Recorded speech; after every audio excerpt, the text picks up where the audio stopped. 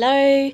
Today I'm going to open this box of premium fountain pens by Etchr, fill them up and do some drawing. So let's get into it! So I got these pens only recently from an art store in country Victoria. I did a whole video doing a tour of that, so I'll probably link that at the end of this video for you to check out. But I have been wanting some of these fountain pens for a little while, ever since they released them. They are quite expensive, but fountain pens usually are, so that's no big surprise there. It comes in a lovely box with 2 pens, and we have an ivory white fountain pen in an extra fine nib at 0.38mm and a matte transparent fountain pen with a fine nib at 0.5mm. So both of them are quite small nibs, and that's always really useful for drawing, I find. So let's get them open and I'll check it out properly. I struggled getting this thing off last time too.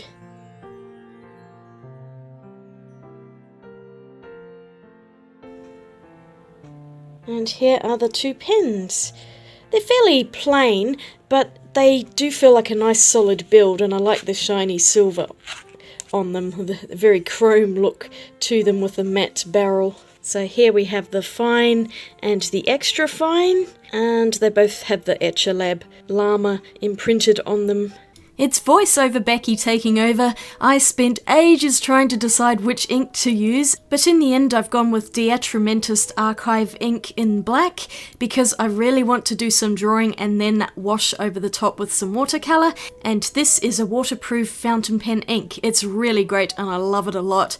I was also thinking maybe of using this Wolfgang Amadeus Mozart one, which is a red colour, but in the end I actually decided to test the pens using the same ink, so I've gone for black in both of them. So with the semi-transparent grey pen, you can actually see the piston moving up and down, which is really great because you can easily see if ink is actually being sucked up. The white one is really difficult, though it does have a few little windows there which you can see the ink being pulled through. But I figured there are 2 ways to fill these pens, and I dropped a very important metal ring that I most definitely don't want to lose because that helps keep a tight seal on the pen when it's closed. And now I'm testing out the piston mechanism on this pen so I could see it moving up. But of course, because the pen is currently in 2 pieces, the piston went way too far out and I couldn't get it to go back. I'm going, oh no, have I broken it already? But no, I gave it a little push and it moved back in and started working again. So when the pen is together, it can't go out that far. It can only reach the bottom of the threads. So that's something to bear in mind. But moving the piston back to the top, you can see the empty chamber there.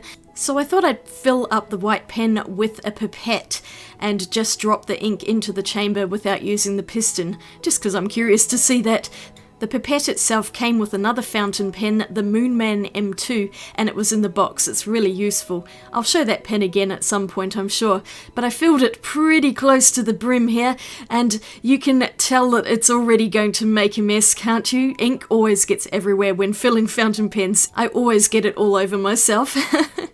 So with the chamber filled up, now the challenge is to get the ink to flow down through the pen nib, and I found that this did not work very well at all. And so what I did was I turned the piston just a bit to push the ink down, and it came out of the base of the nib and dripped onto the paper, which thankfully I thought to put down before doing that. You can see the drip on the left hand side there. Eventually the pen started to work. It took ages for this one. You can see how thin those lines are though. They're tiny, and I had to bring the camera in a bit because it was just so hard to see them. It's flowing relatively well, but you can see how there were catches there, and I found the nib kind of dried out a few times, like the ink hadn't fully flown through. So I ended up dipping the nib into the ink just to help get that ink to go through, and then I'm writing out extra fine nib just so we can see what it looks like when writing. It's nice, I like the thinness of it, but it is pretty hard to get going. So with this other pen, I'm going to fill it the proper way and use the piston. It's messier than using the pipette, but it did work a lot better in the long run. And that ink looks a bit murky just looking at it. I've had this ink for a long time and it probably needs to be changed over at some point. But here we go. I'm putting the piston down to the bottom and I will do my best to suck the ink up inside. I never quite know exactly how deep to put the nib, but it really does need to get right in there. If you only put it in a little way, there's not enough suction action to pull the ink in through the nib. It just takes a bit of trial and error, and it took me a few times to actually figure it out how far to dip the pen in. Gosh, it makes such a mess because that ink gets everywhere. I think it was my third attempt that I finally got the ink to suck up into the barrel. I was trying to hold the pen so you can see the ink going up, and that's where it will come through. You'll see that darker colour coming up as I twist the piston all the way to the end of the pen. And there we go, we've got a full barrel and you can see that ink is all the way down, it's all over the nib, so I always recommend having at least one tissue around to just blot off all of that excess ink on the outside. Otherwise it might bleed onto the paper, or onto your clothes, or skin, or anything else that's nearby. There is something very primal and tactile about filling a fountain pen though. Modern day fine liners, you just take the cap off and start drawing, same with ballpoint pens, but with a fountain pen there is a bit of effort just to get it going, and I prefer to do this with bottled inks rather than using ink cartridges. It's also better for the planet because you're not throwing out tiny little plastic cartridges which end up in landfill or probably more likely the ocean, and so it is far more eco-friendly, but it is a fair bit of effort. And I did get the pen to go pretty quickly, and here is the slight difference between the fine nib and the extra fine nib. It is a little bit thicker, and for comparison I do have a medium nib pen, so I'm going to get that out as well. This is a TWSBI Echo pen, my absolute favourite fountain pens. I think the ink chamber on those is massive, but you can see how much thicker a medium nib is, and I really like those for writing. It's also fun for drawing, but the ink just flows out of them so smoothly, and they're a lot juicier than the finer nibbed pens. I will talk about my TWSBI Echoes in a future video. Let's just look at the Etchr Lab ones today, and now I'm going to do a drawing with them. I was testing my pens out on a rougher watercolor paper, but I'm going to go to a nice smooth hot press one. This is a fluid paper. It is not cotton, annoyingly, but it does still work quite well. So here we go, drawing straight on there with that extra fine pen. No pencil drawing, so if it's wrong and I can't rub it out.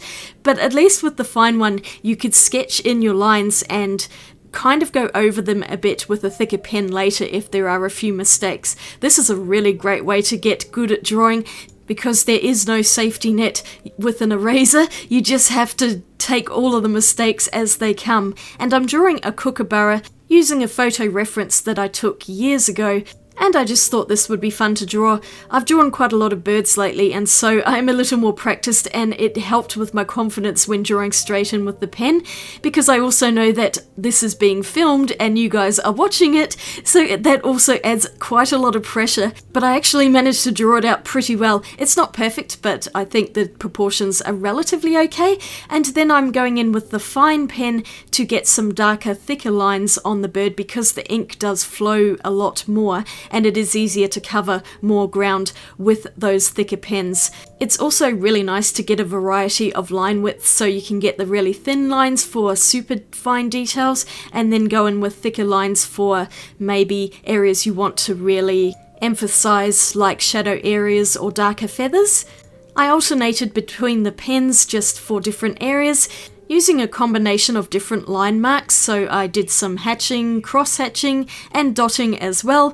I'm adding in a few feathers. They didn't look very good at this stage, but it kind of makes more sense when I do add the watercolour over the top. I really enjoyed using the Etchr Lab fountain pens. I think my favourite of the two is this grey one with the slightly wider pen nib, so this is the fine nib, and it's just a lot easier to use. I found it also was a lot smoother on the paper. The extra fine nib is just a little more scratchy, and that's because it is very, very fine and quite pointy, but it worked super well for the white feathers on the bird, so I could add in a few little marks just to indicate some of those lighter feathers, but then I wasn't having to try and colour in shadows and things like that, so it worked well for it. I did actually have to tip out the ink and then piston it up through the pen, because the ink just wasn't flowing smoothly, and I think there were a few air bubbles was the first time I did it. And by pulling the ink through the entire nib and pen mechanism, it just eliminated all of that. For the branch, I was just doing some really basic lines and adding a bit of shadow on there with some cross-hatching. I really don't know what I'm doing. I just started drawing. I wasn't trying to be too precise, but I think it actually turned out quite well in the end. And now for the watercolor paints. I wanted to start with the background first and then paint the bird. So I'm using my set of Holbein watercolors. These are individual tubes that I bought and squeezed into half pans. I haven't really talked about the Holbein watercolors before, but they are really gorgeous paints, and I reach for this palette quite a lot, especially while traveling. It just seems to have a really good combination of colors. I picked some good ones this time around. You could see how the watercolor paint is just cauliflowering on that paper, and that's because the paper is not cotton and it's really smooth, but I actually quite liked how it turned out. It gave it an interesting texture, so I'm going to just leave it as it is. And now I'm painting the kookaburra with different shades for its feathers, adding in darker colours, building that up as I go, because I wasn't quite sure if I wanted to go a blue black or a brown black. I think they tend to be more of a browner, warmer colour, so that's what I ended up going with eventually. And I'm just using the lightest greys just to add a bit of shadowing onto its white feathers, because they are never, of course, pure white. It does have a tiny little bit of blue in its wings, so I saved some space for that.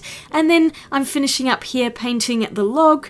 I really love how this whole picture turned out. I really like the fountain pen drawing underneath, and that Etchr ink is excellent for this kind of work, because most fountain pen inks are not waterproof and they will just run everywhere. So if you could get yourself some Etchr ink for this type of painting, I highly recommend doing so. I'll see if I can find it and link it in the description below. It's not always easy to come by, and I'll link the pens too. Here's the final image. I'm so happy with it. So here's my finished painting. Even if it is a bit dodgy in the background, I do actually really like how this came out. It was really fun using fountain pens again. It's been ages since I've done that, and it is quite an interesting challenge drawing with them, because they are quite different to just a regular ballpoint or fine liner pen, which generally don't have issues with getting ink up into them. So when you have to manually draw the ink in, it really helps you get to know your pen in a more intimate way. This one is already dirty. I can see inky fingerprints all over it, and probably just dirt from my skin, even though I've washed my hands any number of times. So this one's probably going to start looking well used very quickly. I think this one's going to hide a multitude of sins just because it's already grey. But they were nice pens to use. I think I prefer the fine point because it was easier to handle. I always find that a thicker nib generally puts out a lot more ink, and it's just easier to get it to flow. The extra fine point does work well once I got it to work. So yes, you can use a dropper to put the ink in, but really it is better to dip the pen into the ink and then use the piston to suck it up, because then it draws it through the whole mechanism and everything is fully inked. Now, the other thing to bear in mind with these sorts of archival inks that are waterproof is that you probably don't want to leave them in your pens for too long. They will sit in there quite well for maybe a week or two, but generally when I'm not using them, I will tip the ink out and actually clean the nibs, because if that ink dries in there, it's not going to re-wet. So I hope you enjoyed this video, and I hope you liked seeing how the Etchr Lab pens worked. I'll probably need to do a lot more drawing with them to get a real impression, but first impressions, they're pretty good. It's just that extra fine one is a little more challenging when it comes to getting the ink to flow through. So if you enjoyed this video, don't forget to give it a thumbs up and click that subscribe button, and I will see you all again really soon in my next video. Have a great day, and I'll swatch you later. Bye!